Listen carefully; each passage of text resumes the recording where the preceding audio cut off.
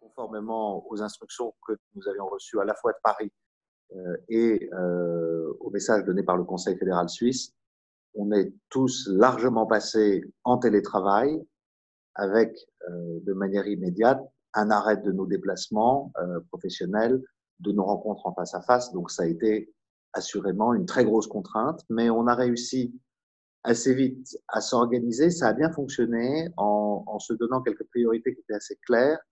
Dans l'immédiat, ça avait été au niveau consulaire de traiter seulement les urgences et de se concentrer sur la réponse aux demandes d'information des Français. Et ça a été un très, très, très gros travail d'information continue. Et au niveau de l'ambassade, dans la première étape, d'informer très vite le gouvernement sur ce qui se passait en Suisse d'un point de vue épidémiologique. Ensuite, faire le benchmarking du type de mesures qu'il prenait, à la fois sur l'épidémie et en matière d'accompagnement économique pour soutenir les entreprises. Donc voilà, ça a été notre changement de mode d'organisation, quelque chose en distant, mais foncièrement très efficace, je trouve, depuis maintenant 6 semaines qu'on a dû fonctionner comme ça. On a eu une première phase dans laquelle on était dominé par l'urgence. Ça a été d'alerter d'abord extrêmement vite sur la situation des frontaliers, et en particulier des frontaliers du domaine de la santé, où là, il y avait une grosse inquiétude suisse, qui était le risque de leur couper l'accès au territoire suisse alors qu'ils avaient besoin de venir travailler pour faire tourner les hôpitaux. Il y a 30 000 frontaliers dans le domaine de la santé dans les hôpitaux suisses. Et ça a été ensuite réglé par Amélie de Montchalin et Muriel Pénicaud, la ministre du Travail, par un accord avec la Suisse, l'Allemagne, le Luxembourg, dès le 18 mars. Le point intéressant, je trouve, c'est que nous avons une force et une typologie de la réponse, en Suisse comme en France, et comme beaucoup de pays européens d'ailleurs, qui se ressemblent énormément. Et il y a en réalité beaucoup de parallèles, avec essentiellement 3 leviers qui ont été utilisés. Le premier, je crois que c'est celui qui est fondamental dans une situation d'interruption d'activité pareille, ça a été le soutien à la liquidité.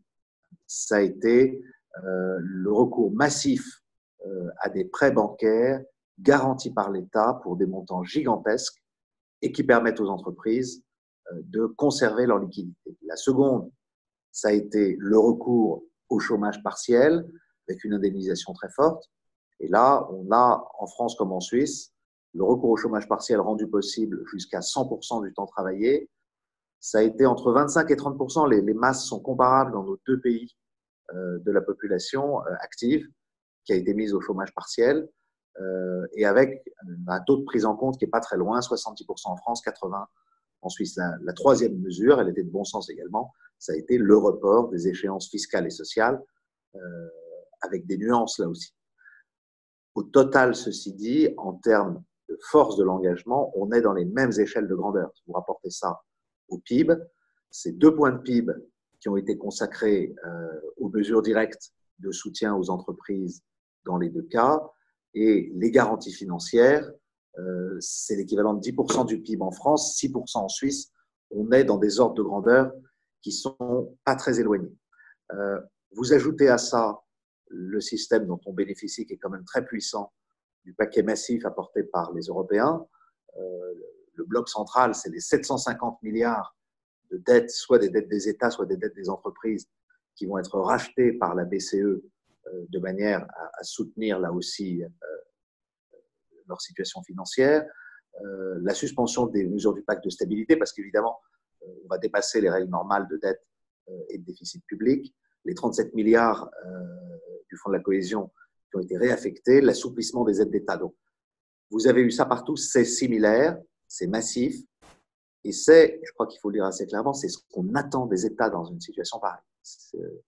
Le choix d'État de ne pas avoir ce type de mesures de soutien, ça aurait été le choix historique de 29, de laisser faire, et on avait vu ce que ça donnait. Et donc, fondamentalement, et là, je bats un peu en brèche ceux qui disent qu'il y a trop d'États, il ne pouvait pas y avoir autre chose. Seul l'État, seuls les États pouvaient apporter ce type de mesures. Et nos amis suisses et nous-mêmes avons foncièrement fait le même genre de choses. Alors, derrière, bien évidemment, il y a des nuances. Les Suisses ont garanti les petits prêts jusqu'à 100% au niveau gouvernemental. Nous, on l'a fait jusqu'à 90%, ce qui, grosso modo, laisse aux banques une fonction pour faire le clearing des prêts qui ne sont pas soutenables. Par ailleurs, les Suisses ont fait plus en termes d'aide vers les indépendants, y compris dans le bénéfice du chômage partiel. La France l'a fait davantage sur l'indemnisation à 100% sur les bas salaires. Ça, c'était nos différences. Les échelles sont comparables. Le rôle des États, il était le même. Les leviers sont identiques. Donc, on a quand même une cohérence pour nos entreprises entre les dispositifs en France, en Suisse et dans le reste de l'Europe.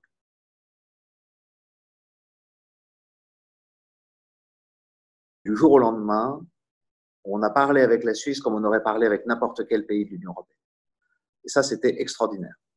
Ça a été ensuite la conscience extrêmement forte en Suisse et chez ses voisins de notre interdépendance, de la communauté de destin, du fait qu'on avait besoin pour se redresser, d'être ensemble et de se coordonner de plus en plus. Au début, on a utilisé le mot de coordination prudemment, et puis finalement, oui, on l'a mis clairement sur la table, c'est ça qu'il nous faut faire.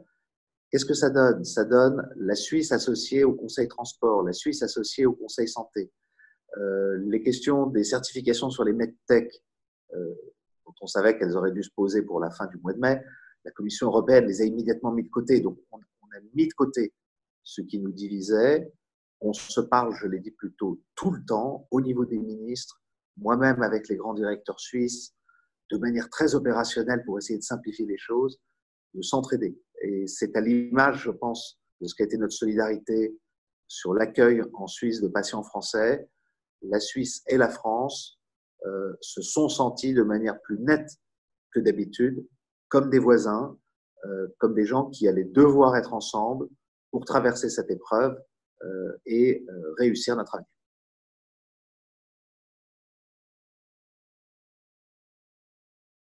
Pour la communauté d'affaires, ce que je voudrais vous dire, vous avez la chance que nous ayons dans ce pays des outils très forts. On a une chambre de commerce qui est vraiment très solide et très structurée. Elle a l'avantage de savoir faire très bien remonter des informations et une analyse que moi, ensuite, grâce à l'équipe économique, je peux partager très clairement avec Paris et qui, du coup, est écouté.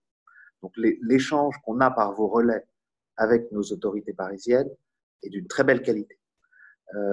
La France sait que la Suisse, c'est un enjeu important. On a absolument besoin de maintenir les investissements directs étrangers en Suisse, en France. Ils sont massifs, c'est plus de 80 milliards. Ils sont décisifs dans certaines régions proches de la Suisse, où largement les investissements industriels en particulier sont localisés. On a la chance de travailler sur une relation qui est très porteuse. Maintenant, on va devoir travailler ensemble le redémarrage économique. Ça reste une période compliquée. Il va y avoir un travail à faire dans la durée pour traverser la crise qui est devant nous. Ce que je veux dire, c'est qu'on a de bons outils, on a des équipes gouvernementales et des équipes administratives que je trouve performantes dans nos deux pays pour prendre ces enjeux en compte. Donc voilà, c'est une fois encore, c'est un moment difficile, mais on va le traverser ensemble.